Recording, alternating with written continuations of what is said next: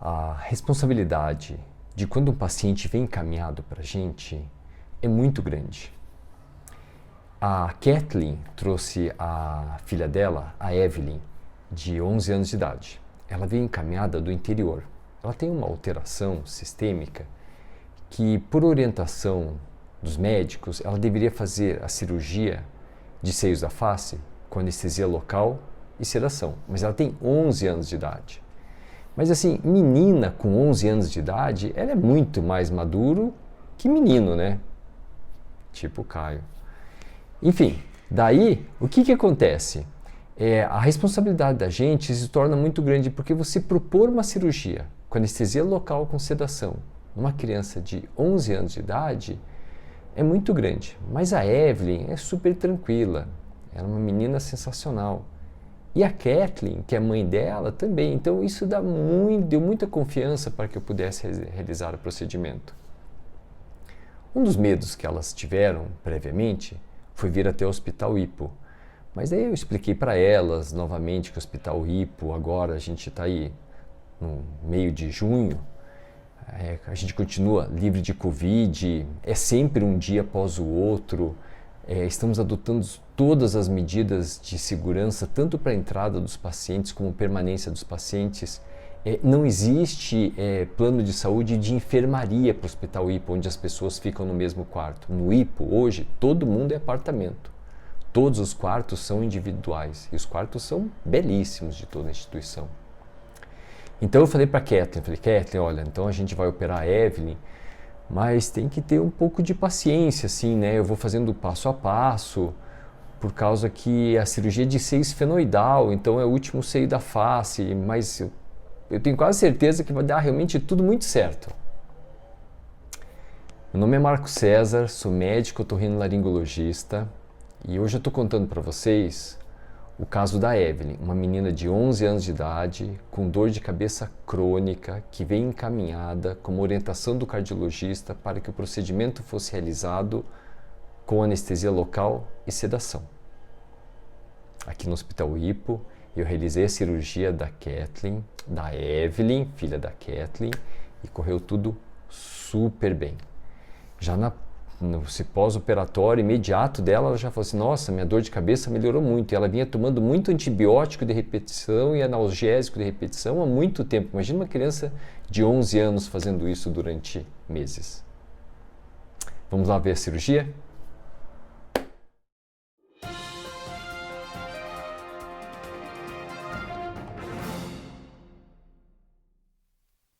Então aqui você pode observar que a Evelyn está em anestesia local com sedação. Essa é a narina do lado esquerdo. Então, lembra que eu falei, até no próprio laudo da tomografia, a doença ela é bilateral. Mas eu vou focar num lado só da cavidade nasal dela e da cirurgia, já que ambos os lados da cirurgia é exatamente a mesma. Essa é a anestesia local que eu realizo com uma agulha de rack, é aquela agulha mais longa. Observe que a infiltração ela é muito pequena.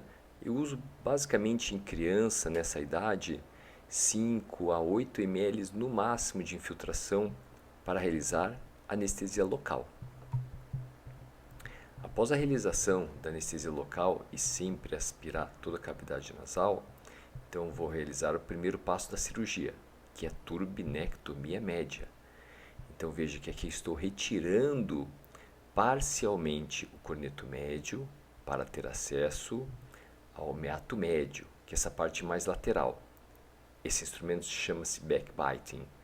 Então eu faço com 3 movimentos, basicamente de posterior para anterior. Eu vou fazer a remoção dessa estrutura que a gente chama de processo uncinado.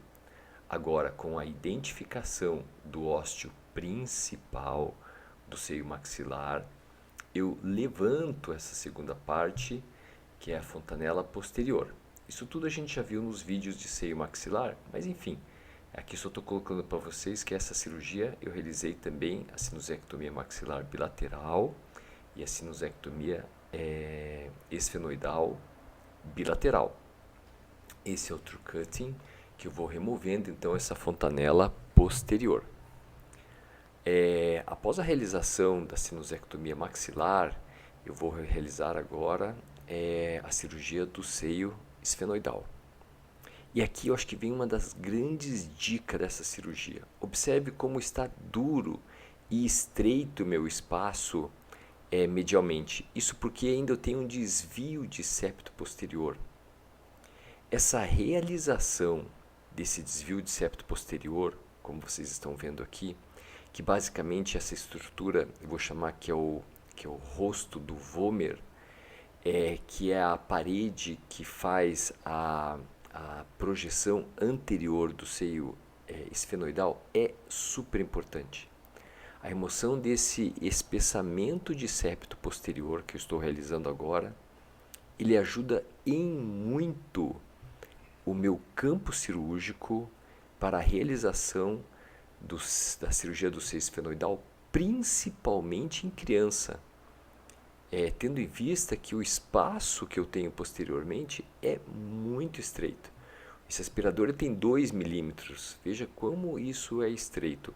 Então agora eu já consigo rebater a mucosa medialmente e eu ganho muito com o campo cirúrgico. O procedimento da cirurgia esfenoidal é a mesma coisa, é uma lateralização do corneto médio. E agora com o True Cutting eu vou fazendo a remoção do corneto superior. Então acho que uma das grandes dicas que tem para cirurgia de criança é você sempre ter um seio esfenoidal, uma septoplastia muito bem realizada. Aqui com o cótel, e gentilmente eu utilizo o cótel para fazer a abertura do seio esfenoidal. Lembre que isso é criança. A parede posterior do seio esfenoidal realmente está muito próxima, então os movimentos eles são muito curtos, muito delicados e tentando ao máximo preservar as estruturas de uma maneira que você não corra o risco de ter um sangramento importante, ainda mais em criança. Tendo em vista que eu estou realizando a cirurgia com sedação e anestesia local. Eu realmente adoro o Kerrison para fazer esse procedimento de abertura do seio esfenoidal. E agora a gente vai identificar, veja que eu tenho lá a secreção mucopurulenta dentro do seio esfenoidal. Então essa é a causa dessas dores crônicas que a Evelyn apresenta. E eu faço agora o retalho para não ter contato com a artéria nasal lateral posterior que passa nessa mucosa na frente do meu seio esfenoidal.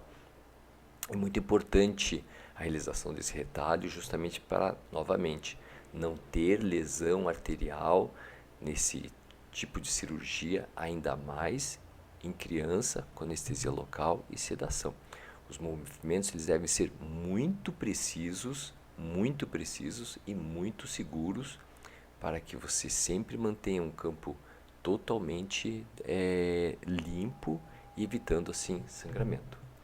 Claramente a gente observa então agora a secreção mucopurulenta dentro do seio esfenoidal e é essa secreção que causa dor crônica na Evelyn. Vou aspirar agora a secreção, veja como ela é muito espessa mesmo, olha a dificuldade que o aspirador tem de aspirar essa secreção. E essa secreção dentro do seio esfenoidal é que faz a dor de cabeça crônica. Não é o uso de antibiótico de repetição realmente que vai fazer com que haja uma resolução. Então aqui eu tenho a narina esquerda, observe a clareza, a limpeza das estruturas, esse é o seio esfenoidal esquerdo, a cirurgia já realizada, seio maxilar à direita já realizado, aqui a cavidade direita, seio maxilar aberto, o seio esfenoidal aberto também. Veja que o controle de sangramento ele tem que ser extremamente crítico para essas crianças, para ter o máximo de conforto pós-operatório. Eu gosto de usar o Surgicel em pontos mais críticos de sangramento tardio em criança, porque ele aumenta a minha possibilidade de hemostasia. E por final, eu sempre aplico então o Gelfon, para que eu tenha uma hemostasia mais completa no pós-operatório, dando assim muito conforto para a criança, evitando assim sangramentos inesperados.